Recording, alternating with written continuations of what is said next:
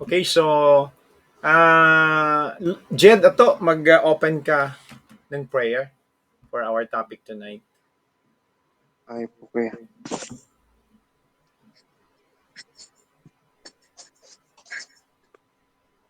Let's bow our heads and put ourselves in the presence of our Lord and let's pray. Lord, magandang gabi po nga. Lord, ito pong gabi na ito ngayon is aming pong papasalamat po kasi andito po kami ulit ngayon na um, nagkakaisa po para po marinig po ulit kung gaano po kaganda ang tungkol sa buhay niyo po Lord. Sa mga patungkol sa mga kagustuhan niyo po sa amin dito sa lupa po Lord.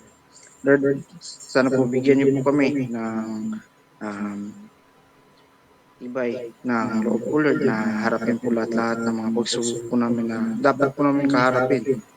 And sana po bigyan niyo din po kami ng wisdom and peace of mind po Lord na masa isip and masa puso po namin yung mga itatalakay namin ngayon na sasabihin po ng aming tagapagsalita po na si Kuya Ronald po Lord. Lord, sana po bigyan niyo po siya ng lakas po Lord na um, sabihin sa amin yung mga dapat po Lord and sana po matutunan po namin ito hindi lang po sa puso po namin po Lord and sana po may sagawa din po namin po ito ng tama po Lord at your will po Lord. Lord, ito pong prayer po namin is pinapanalangin po namin sa inyo palagi po Lord bilang aming mga magulang po Lord. Amen. Amen. Amen. Okay, so good evening again, everyone. Our topic for today is about true love. Ano? So hindi ba, did you remember last Friday, I asked you about what is your definition of true love? Ano? Actually, there are many definition of true love that can be given by everyone. Ano? Kaya lang, ang hinahanap natin ngayon, ang pag-aaralan natin ngayon, is the highest form of true love. Ano? Yung pinaka-highest na form ng true love. And this is according to Reverend Dunkley. And Reverend Dunkley said, the best way for us to understand truly the definition of the highest form of love is by looking at the relationship of a true couple. I'm talking of true parents, Reverend Father Moon and Dr. Mother Moon. Ano?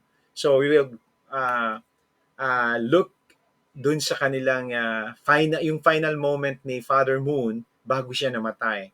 And then after na mamatay siya, what is the stand of true mother, ano? As grieving wife, ano? As the one na succeeded Father Moon. So titingnan na, yun ang pag-aaralan natin ngayon. And based on that, we could define what is the highest form of true love. Ano? Napakaganda ito nito. Panuorin nyo itong video ni Reverend ni Dunkley. Ano? Okay, let us listen.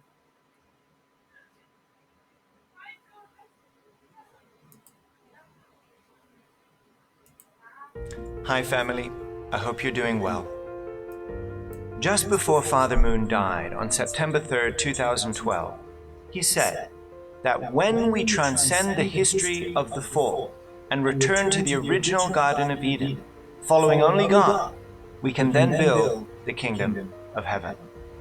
He also said that we can restore our nations by guiding our communities and tribes with this standard.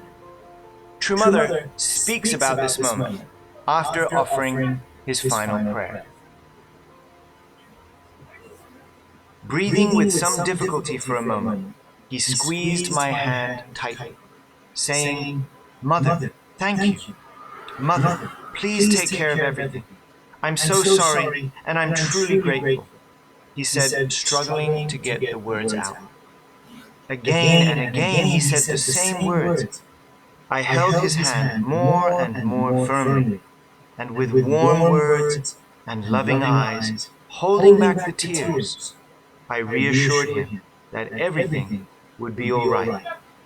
Don't worry about anything.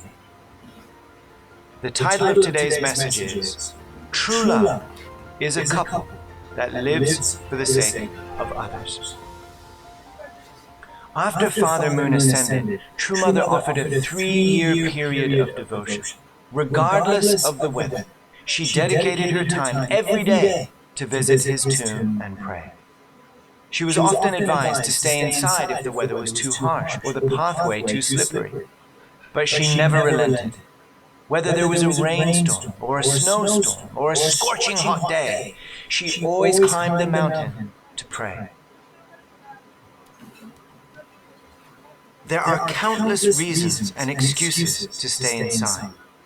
Regardless, after his passing, I departed my room each day at dawn for prayer at my husband's tomb, and upon returning, I prepared his breakfast and dinner. Okay, nakita nyo to na after the passing of Father Moon into the spirit world, Mother Moon have a 3-year devotion towards True Father's ascension. And then uh, every day, True Mother is going to the tomb of True Father and then praying there. Then after praying there, uwi siya sa bahay and then prepare niya yung breakfast and dinner, offering to Father Moon. And you can see whatever, sabi dito, there are many countless reasons, Marami daw pwedeng maging rason para mag-excuse na magtigil lang sa bahay. Nandiyan ang rain, nandiyan ang winter to ka, ang snow to ka. But she never, o relentless na napuntahan, na bisitahin ang tomb ni Father Moon every day, for 3 years. Can you imagine this kind of devotion? When so many around the world were wondering what to do, and so many were shamefully doubting her, our true mother was leading the way with steadfast devotion. She was comforting God. She was comforting True Father. And while she was praying for us all, who was comforting her? Nature was her friend. And dito sabi ni Dr. Dunkley, ni Reverend Dunkley, na he is comforting Heavenly Parent. She is comforting Heavenly Parents, and she is comforting True Father and Father Moon. But the question is, who comforts her in this time na she's grieving toward the passing of Father Moon? So ang sabi dito ni Mother Moon, listen. Korean bonsai pines lined the pathway to the Bonyangwon, and underneath them, clusters of wildflowers bloomed in the spring. During the winter, wildflowers disappeared, but in the spring they bloomed profusely, as if competing with each other. I would stop on my way up the steep incline to take a closer look at the grasses and flowers. They displayed their colors beautifully in the spring's bright morning sun, whether I was there to admire them or not. I would become intoxicated with their beauty, caressing the wildflowers before reassuming my ascent up the path. The walk was difficult, but my heart would be as serene as the flowers.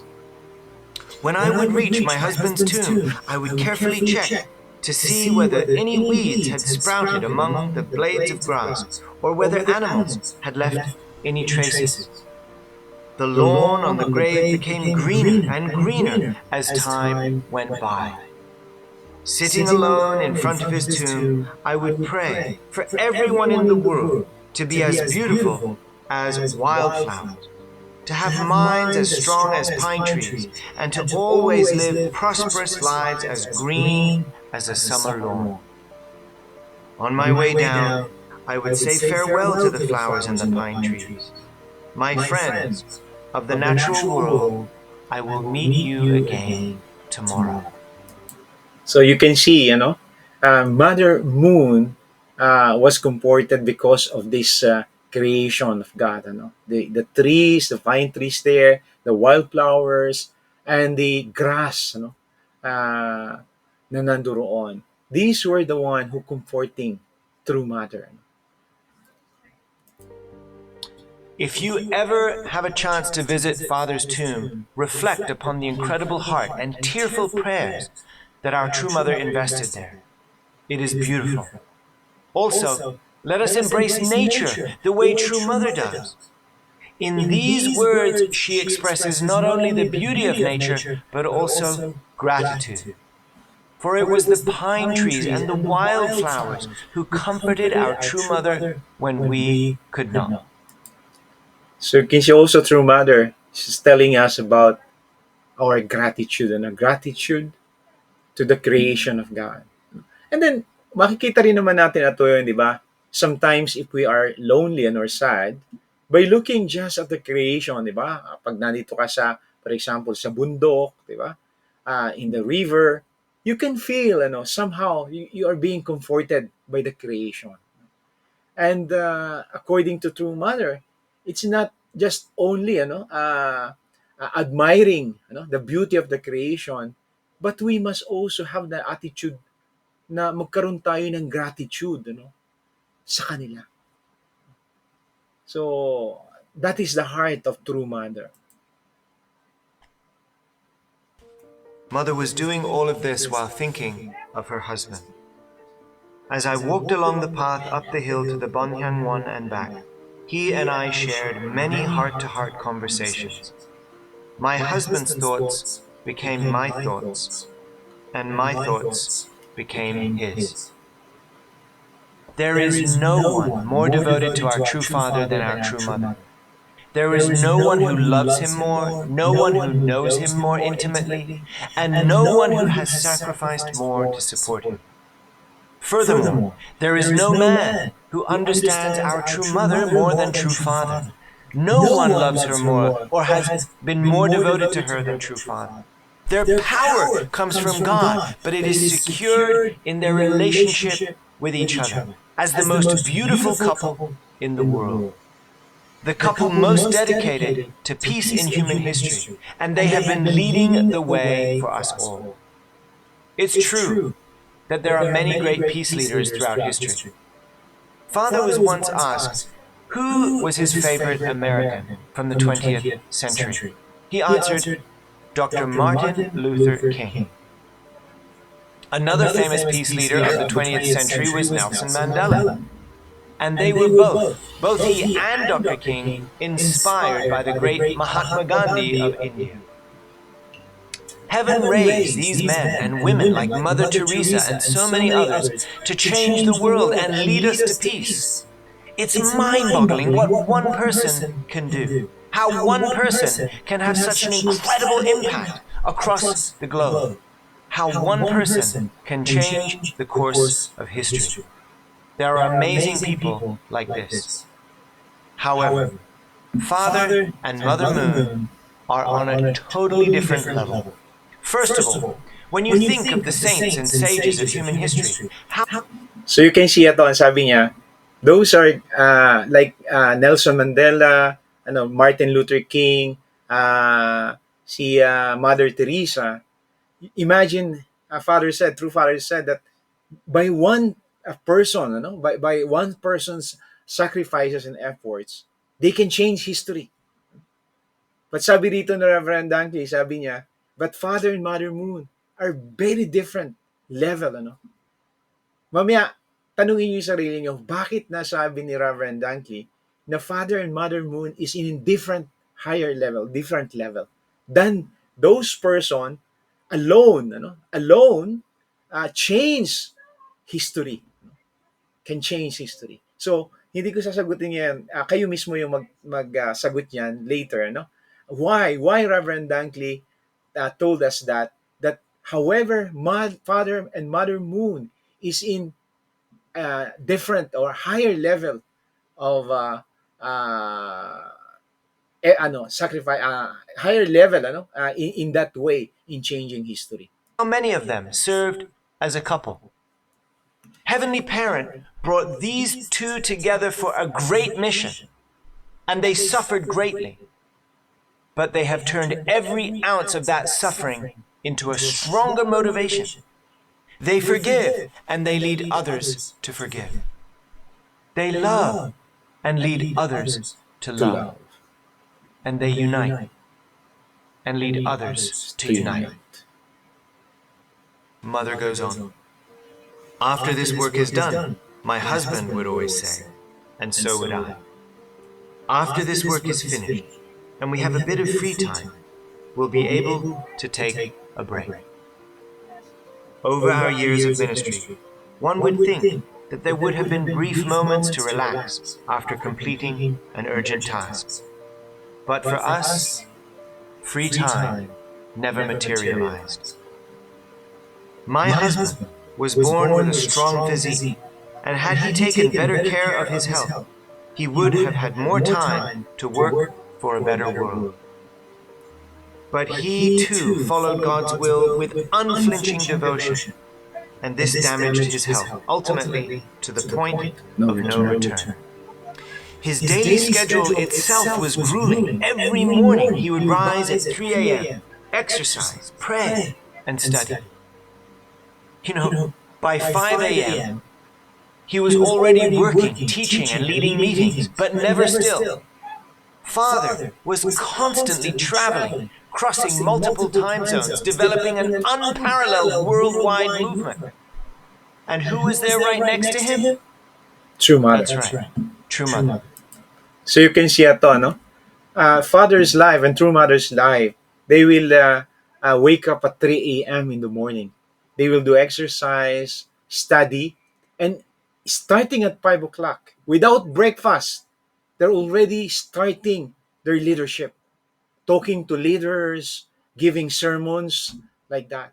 And many times, according dun sa ibang teaching, uh, they skip breakfast and they will only eat uh, lunchtime.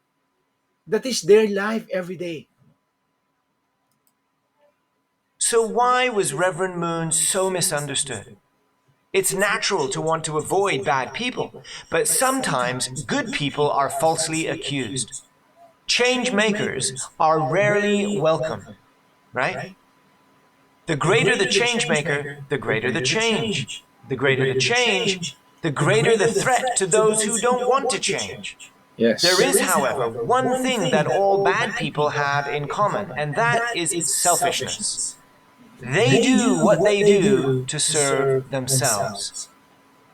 But is there anyone who thinks that Father and Mother Moon have acted selfishly in their lives? Honestly, after paying close attention to their lives, I can think of no more ridiculous an idea that Father and Mother Moon have lived their lives selfishly. So ito, nakuha mo yan, Jed. Alam mo, ay sabi dito ni Reverend Dunkley, sabi niya, may mga tao daw na ayaw ng pagbabago, changes ano. And sabi niya, changer can make a good change. But a great changer can make great changes, di ba? So, sabi niya rito, sino yung mga ayaw ng pagbabago? Those people who are selfish. Those people who are actually uh, afraid of leaving their comfort zone. Ano? Yung mga tao daw na ayaw ng pagbabago, yun yung mga tao ba na natatakot na dahil nandoon sila sa komportableng buhay, ayaw nilang mapalitan yon. At baka dun sa ipapalit, mas maging pangit yung kanilang comfort zone. So those are the selfish people. That's why they don't like changes. They are already satisfied dun sa kanilang comfort zone. Ayaw nilang umalit dun sa kanilang comfort zone.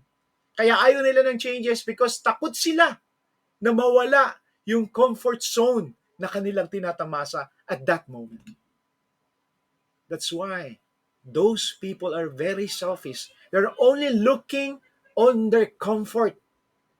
They don't like the comfort of all. They just want to stay on their comfort in life. So that's why Father and Mother Moon, as a great changer of history, are misjudged, persecuted by those selfish people who don't like changes. Because Father and Mother Moon's teaching is all about sacrifices. All about what? All about uh, giving up their lives, all about giving unconditionally to others. And doesn't like by those people na nasa comfort zone. Everything they do is for the sake of others. And that is their magic. In this book, True Mother talks about how hard Father worked into his 70s, 80s, even 90s, pushing himself beyond what was physically possible. Finally, in 2012, he caught a chest cold that was deeply alarming. Even then, he refused to go to hospital, saying that he would go after the work was done. Finally, they did get him to hospital, but as soon as the doctors finished their initial tests, he said, "I still have a lot of work to do. I can't just sit here in hospital," he said, scolding the people who advised him to stay. There was no choice but to discharge him. That was August 12, 2012. We arrived home, and all of a sudden he said, "I want to have breakfast sitting opposite you, Oma." So you can see, true father, 90 plus years old, even though mahina na ang katawan niya, but still his mind wants to pursue his responsibility to change the world, to change God's situation and man's suffering. Ito yung kanyang nasa isip. Kaya, one time, even though na nung makakat siya ng cold, nahirapan siyang huminga, ayaw niya magpadala ng ospital. Pero nung lumala na, that's the time na nadala sa ospital. Pero still, nung makatapos ng first test, even the first test na matapos ng doktor, gusto na niya lumabas. At ang sabi niya, "I still have a lot of work to do." Kinagagalitan niya yung mga ayaw magpalabas sa kanya. Because he feel the urgency of time, lalo na nasa katandaan na siya. He want to really finish everything before na he go to the spirit world. The members who heard this weren't sure if they heard him right, because I always sat next to my husband during meals, not facing him. And then, when the food was served, my husband seemed uninterested in eating. He just gazed at me as if he were trying to engrave my face in his heart. I smiled and placed a spoon in his hand and something from the side dishes on his plate. "These vegetables are delicious, so take your time to eat," I said.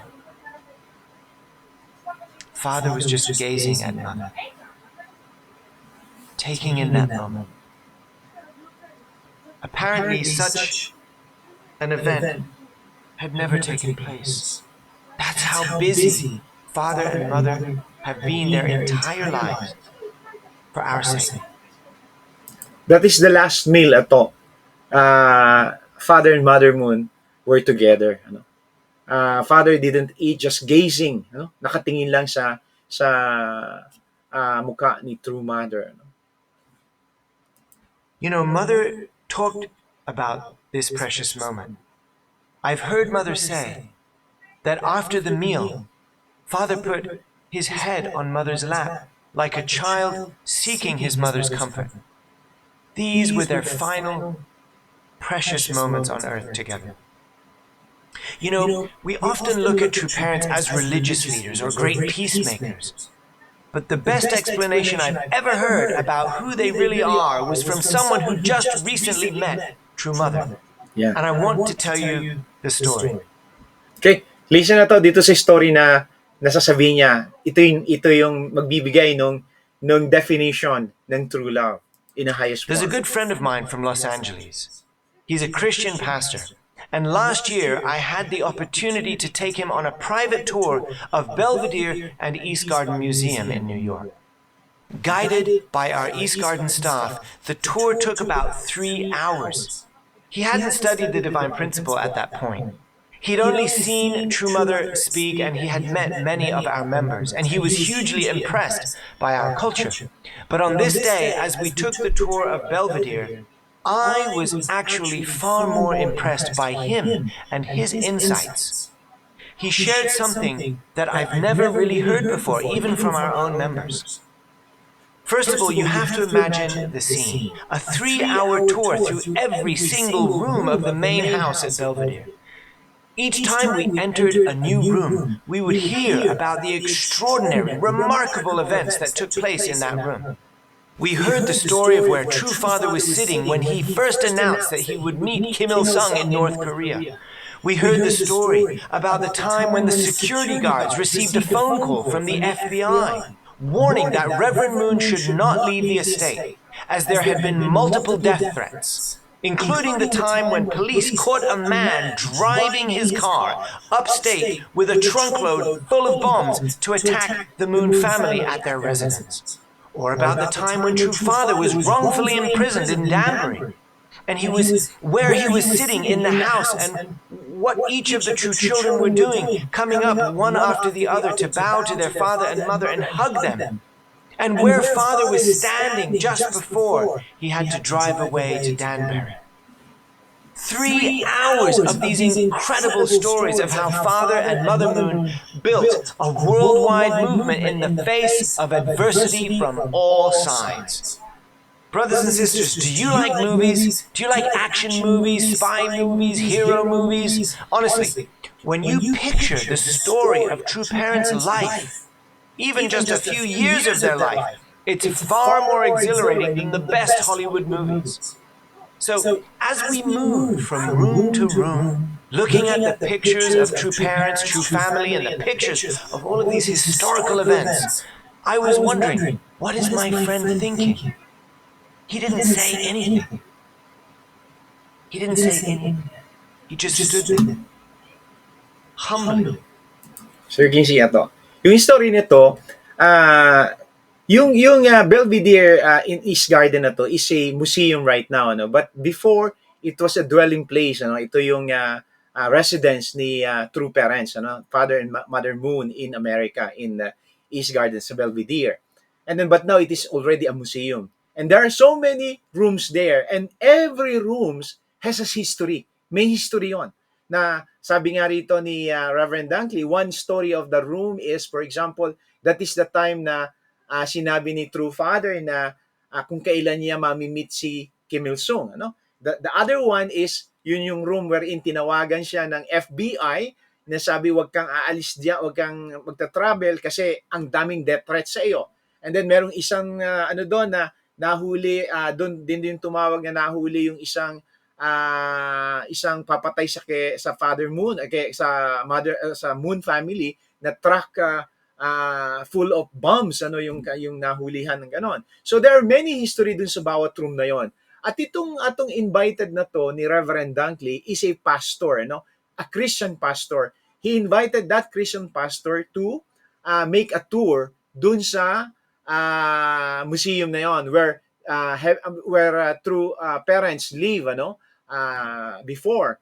So after 3 hours of touring, 3 hours of explaining every room, the significance and the historical significance of every room, Reverend Dunkley asked that pastor. Sabi niya, what do you how do you do? What is your opinion like that? How you find your tour, And dito sasagutin. He stood there standing humbly next to me, listening carefully, quietly. I really wondered, what was he thinking? This was his first time. Finally, after 3 hours, when the tour was coming to an end, he leaned into me and whispered in my ear. He said, I get it. I get it. I looked to him and asked, what do you mean? He said, I get it. I've been listening to all these stories and observing all this history. But what I hear in every story and what I see in every photograph is Father and Mother side by side. It's true that when you hear the story of how they built this movement, it is totally impressive. But what is even more impressive is the fact that they could stay together through everything they have been through. I have never seen or ever heard of such a couple before. How is it possible that they stay together through all of that struggle and suffering? When your family is attacked, when your work is constantly misjudged, it's hard it's hard just to run a local church community and stay grounded in your marriage, let alone do what they have done. So yeah, I get it. The only way such a couple could withstand all of that is if they truly, truly love one another. I was shocked. I was shocked by what he said. It was so simple and so profound. Through all the stories he heard, what he saw and what he heard was their love for one another. There is no proof greater than that. So the next day, at Sunday service, I asked my friend to share his insight with our Belvedere family members. That day was our annual family festival where we gathered like over 1,000 members from around the area to celebrate the Day of All True Things outside on the beautiful green lawn of Belvedere. I invited him up to stage to share his testimony, which he shared, and then he concluded it this way. And he hadn't said this the day before. He concluded it this way. The only way for this couple to exist and to survive is if they are a true love couple. This is a couple who truly love one another and who truly live for the sake of the world. Surely, from such a true love couple as this is what he said. He said, surely, from such a true love couple as this, a true love lineage must be born. That's what he said. He said, when I see them, and when I see the members of the Family Federation, I feel like I am experiencing what I always imagined heaven to be like. I feel like I am in heaven. That's what he said. Brothers and sisters, our true love lineage has been born, and we are connected to that lineage of true love through the blessing, specifically because true parents have lived for our sake. To experience the full nature of this love, we must also multiply what we have been given. We know this. The fall was the birth of selfishness. Just like True Father said in his final prayer, we must transcend the history of the fall and guide our communities and tribes toward the heavenly garden. People are looking for this love. People are longing for this love. The only thing we should be afraid of is keeping it to ourselves. It's true that some are afraid of change, but don't be disheartened. A great transformation is taking place, and we are a part of it. To have true love in a couple, we have to live for the sake of each other in our couple. But it is only true love if that love is connected to the benefit of others also. A true love, living for the sake of others, despite the challenges, is one that lives for the sake of others. Do you follow? So let us inherit and multiply this love, so that we may hold our heads up high as we return to the heavenly garden. God bless you, brothers and sisters. God bless you. Okay, so actually, that is the conclusion of our topic for tonight. And then, hindi ka sagutin yon, tatanungin ko sa inyo ngayon. How do you define now true love? Actually, very clear yung pagkakasabi niya. Let me first close this sharing. Okay? And then, so, nawala si Lloyd, palagay ko na disconnect siya because nag-travel siya. So, ngayon, ikaw ang tatanungin ko ngayon. How do you find it? Yung sinasabi niya ng highest form of true love. And, di ba sabi ko sa inyo kanina, sabi ni Reverend Dunkley din, na sabi niya, Nelson Mandela, Martin Luther, Mother Teresa, as alone, as by themselves, change history. But Reverend and Mrs. Moon, or Father Moon and Mother Moon, is in different level, sabi niya. So, why do you think Reverend Dunkley said that? And what is the true definition of true love? According dun sa, lalo na dun sa huling-huli niyang sinabi, what do you think the highest form of true love? Jed. Yung ano po kuya, yung pagiging andun po palagi yung isa't isa po kuya nila Father Moon and Mother Moon po Oo. kuya na despite As a po sa lahat couple, ng as a mga couple, ano? Oo. despite po sa mga nangyayari sa kanila is andun po yung isa't isa na Uh-huh. hindi po sila um, umalis Sa or isa, hindi po they nila support, iniwan yung oh, isa't isa sa po isa. kuya. Handa po nilang suportahan po yung bawat isa po kuya. And yung sa sinabi po ni Rebellion Dunkley po kuya is ano po, ah tungkol dun sa um, you need to live for each other po kuya. Uh-huh. Kumbaga, kailangan yung mamuhay na para sa isa't isa, hindi po Mhm. para sa isa lang po kuya. Kasi parang yung sinabi nga niya kanina kuya is Mm. may mga tao talaga na takot na lumabas sa comfort zone po nila Ng kuya. pagbabago, Kumbaga, no? ayaw po nila mag-take ng risk. Mhm. Mhm. Kumbaga, yun po. Yes. Actually, tama to yon. Kaya lang, is it enough na as husband and wife, uh, who possess love, ano? Or truly love each other, is that the highest form of true love? Is that, do you think, the only? According dun sa napakinggan mo sa kanina, talaga lang, as a couple lang ba? Yun lang ba yung masasabi natin na as a couple, loving one another completely?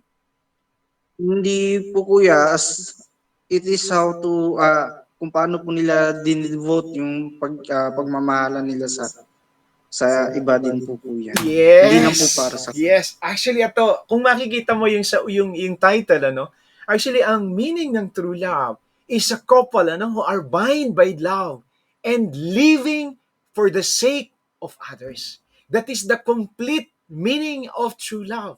As 'di ba sabi ko last time, ano, alone, ano, kung nag-iisa ka, ah, masasabi natin that's true love. Ano? Kunyari, for example, like Martin Luther King, Mother Teresa, Nelson Mandela, they changed history because of their true love. But what we are seeking this night is the highest form of true love. So, ibig sabihin, yung alone, you cannot possess the highest form, ano? Yung culmination ng true love talaga. And then, sabi kasi ni True Father, unless you have a partner, no? Unless you have a partner in love, no? That you can possess true love. But according to this night teaching, sermon of Reverend Dunkley, actually alone, husband and wife alone loving one another is not enough to possess the highest form of love. You need that couple bind with love, living for the sake of others, multiplying their love to others. That is the highest form of love. A couple bind by true love, multiplying love by living for the sake of others. That is the complete definition of true love. Diba? Ang ganda to. Actually, you can see that is the original way of God. Ano mo? Bakit natin nakita, di ba? Pinroject diyan through parents' way is that is true love. But it came from the origin. It came from God. You can see God, di ba? God has possessed mother and father figure, di ba? Within God, there is a feminine and there is male and female aspect. With has love. There is father and mother within God. But that is not alone for God. That's why God created us to multiply the love. That's why the origin of highest form of love, of true love, is actually within God Himself. God, as father and mother who love each other, multiplying in their love to us. That's why God created the creation, especially us, children of God. God love and then multiply His love, living for us for the sake of for the sake of God's children. That's why you can see before the creation of Adam and Eve, God invested everything. For thousands of years, He prepared those needs by His children. Diba? Talagang ipinaparan niya lahat. Everything before silang kanyang anak, si Adan at si Eva. So you can see how God possessed that true love, the highest form of true love. And that is a couple living with love, supporting together, binding with true love, and living for the sake of others. That is the complete true love. So maybe alone you can say you possess true love, yes, but that's not complete. That is first level. Ano? You remember ato merong three blessing, ano? Parang ganon. That is a completion. Merong three levels, ano? First level is alone, ano? Possessing love, true love. But that's not complete. The second stage is with husband and wife. But again, it's not complete. The completion is when husband and wife, when a couple live together in love and sharing or multiplying their love for the sake of others. That is the complete true love. And that is a God's way. You know? That is God's way. Everything, itong nakuha ni true parents was inherited. Ito ina-inherit natin kay God.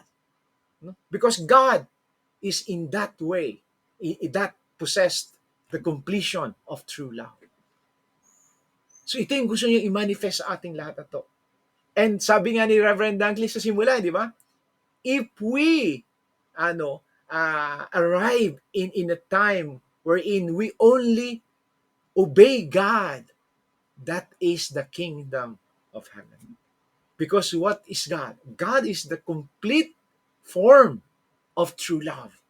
And if we inherit and follow that way, like our true parents follow that, we will arrive, everyone, to the kingdom of God. When I heard this teaching na binigay ni Reverend Dunkley, actually, I'm very, very amazed. Because even before I'm teaching, we are teaching, regarding true love is living only for the sake of others, ano? That is, sabi mo, di ba? Isa yun sa sinagot mo, di ba? Yung unconditional love. But that's not enough. You need a partner who you must have a give and take action of love. And that love must manifest or multiply to for the sake of other people. Kasi nga naman ito, alone, yes, you possess true love. Pero makikita mo, walang multiplication kasi walang give and take action di ba? So you must have a couple. You must have a husband or wife. And in that, pag nagkaroon ng give and take action of love, ang husband and wife, the more yung love nakikreate, the more it develops. And once it develop, and then you share it to others, that will become a completed true love. So you can see how true love develops into the highest form. That's why God, who is the most, sabi nga natin, makapangyarihan God. Pero hindi siya nasiyahan doon. Kasi the only thing that can give God an everlasting and a unlimited happiness is by means of love. Wala nang iba. That's why yun ang sinik ni Heavenly Parents. Kasi bakit? Di ba sabi natin kanina, before, love is greater than God. Bakit? Because God is seeking for love. How will you seek? Do you think God will seek for love if love is lesser than Him? No. Walang ganon. Even tayong tao, we will not seek for a thing, wag natin sabing thing, or a person who is lesser than us. We will always seek for a higher than us, or bigger than us. Di ba? Kaya nga tayong tao, di ba? Madikit lang tayo sa isang congressman. Madikit lang kahit na magpa-picture lang tayo. Matuwa na tayo, di ba? Kasi gusto natin, uy, maging masabit lang sa sa malaking tao, ganun lang. That is the nature. That's why God is seeking for love. It is because the only thing that can satisfy God's happiness is love. That can give an everlasting happiness to God is love. That's why God seek for love. Kaya you can see, that is the only key to establish God's kingdom is by having the highest form of love. Wala nang iba. Kaya makita mo, di ba, sabi kanina, uh, ayaw ng tao ng changes. Bakit? Kasi natatakot tayo. Natatakot tayo na mawala yung ating comfort zone. Especially if the people who are teaching the changes at saka yung kanilang tinuturo is a change, lalo na Father and Mrs. Moon, they are teaching what? Sacrifices. Living for the sake of others. And those are very, very difficult. Kung ikaw ay nasa magandang kagaya nung ato, yung parable sa Bible, di ba? Isang mayamang tao, isang merchant, lumapit kay Kristo. Ang sabi kay Kristo, Master, paano po ba makapapasok ang tao sa kaharian ng Diyos? Ang sabi ni Kristo, sinusunod mo ba ang 10 commandments? Sabi niya, opo. Nag-aayuno ka ba? Opo. Sabi ni Kristo, isa na lang ang kulang para makapasok ka sa kaharian ng Diyos. Anong sabi ni Kristo? Alam mo ba? Sabi ni Kristo, ibenta mo lahat ng ari-arian at sumunod ka sa akin. Ano ginawa nung mayamang merchant? Yumuko at umalis. Kaya doon sinabi ni Kristo sa kanyang mga alagad, alam niyo ba, mapalad pa ang isang kamelyo na makapasok o mas madali pa sa isang kamelyo makapasok sa butas ng karayom kaysa isang taong mayaman na pumasok sa kaharian ng Diyos. Kasi bakit? Hindi niya tatalikdan ang kanyang comfort zone at ipagpapalit sa hirap. That's why people are afraid of changes because they don't want what? They don't want to change their comfort zone. They don't want to take away their comfort zone. Kaya Father and Mrs. Moon were being judged, misjudged, were being persecuted because of what were of their teaching. And this actually a small, sabi nga ni Reverend Dankley kanina, do you watch movies, Hollywood movies? If you will just see, even just a speck of yung life ni Father Moon and Mother Moon, it's better than the best Hollywood movies that you have ever seen. Kaya makikita nyo, yung pinakita lang natin kanina, na last moment ni Father Moon on earth, yung last meal niya, yung 3 years of devotion ni True Mother, going up and down in the hill to pray in the tomb of True Father.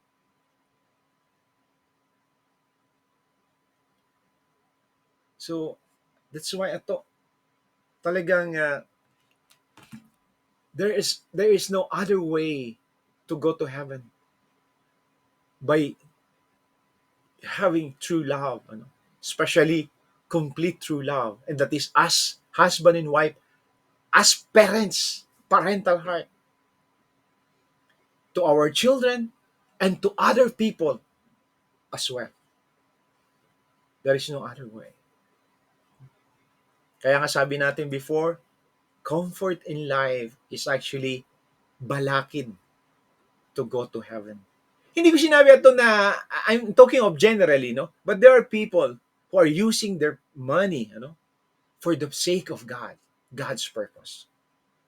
There are people like that. Pero kung itong comfort zone yung purpose motivation nito is just for you and your family to be in comfort, definitely that way can hinder you to enter heaven, because that is not the way of heaven. The way of heaven is living as a couple, binding with true love, living for the sake of others. That is true love. Okay. Now we understand that even actually, this is new for me. The meaning of true love. That's the meaning of true love. That's why God created us as male and female, as husband and wife. And God gave us a three blessing. The second blessing is to multiply goodness towards our children and towards other people. That is the way of heaven. There is no other way than that. Okay. So I hope ato na may natutunan. Actually, nawala si sayang nawala si Lloyd, But anyway, later we will again do some review for this para maka-cope up din si Lloyd, Ato, wala ka nang gustong i-add sa sinabi mo?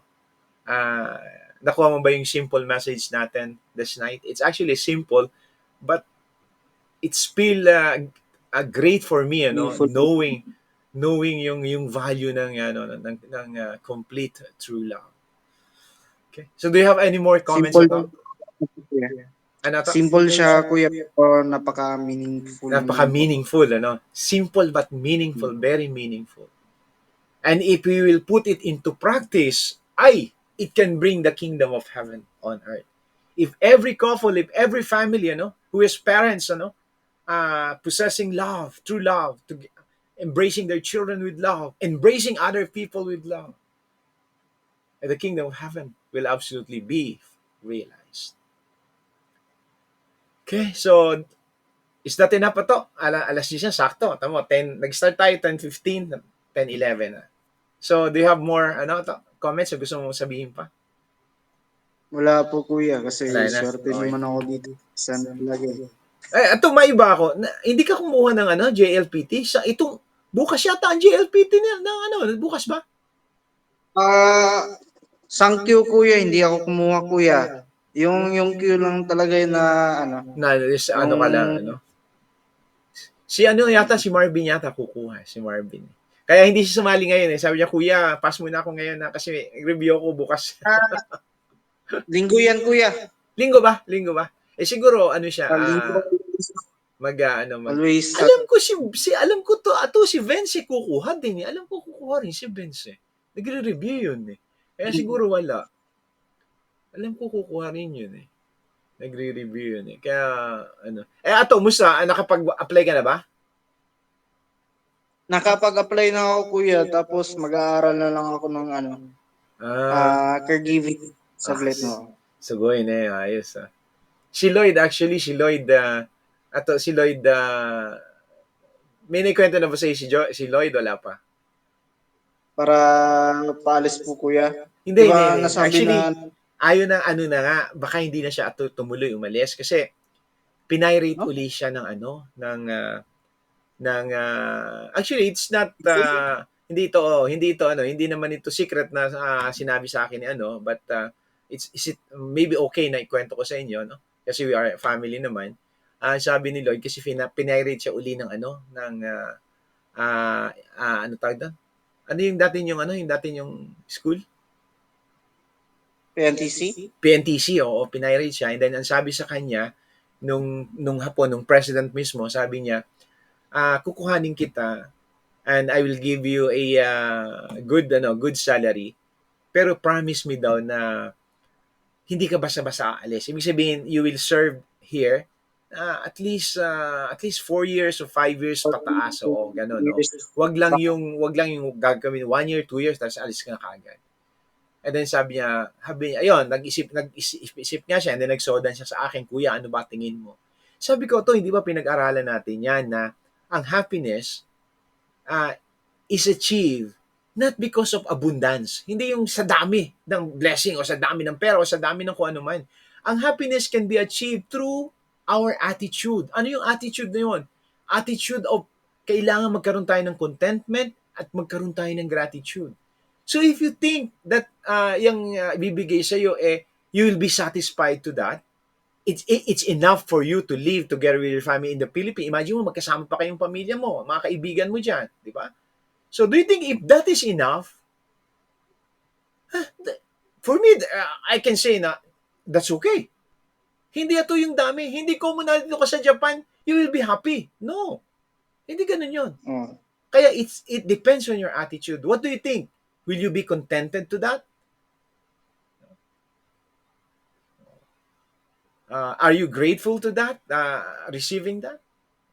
So sabi niya, yes kuya. Binigyan siya ang bigay yata sa kanya, beginning is 40,000.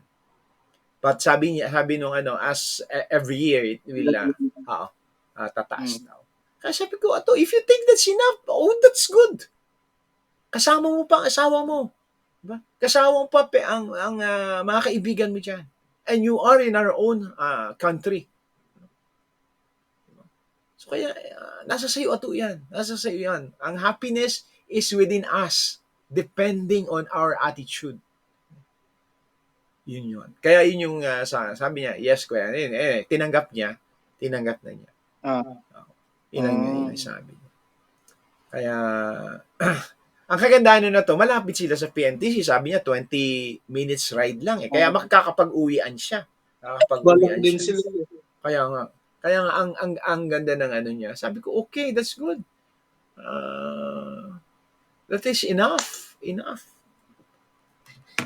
Kaya maganda yung niya. Okay, anyway ito, hindi na kita let us close this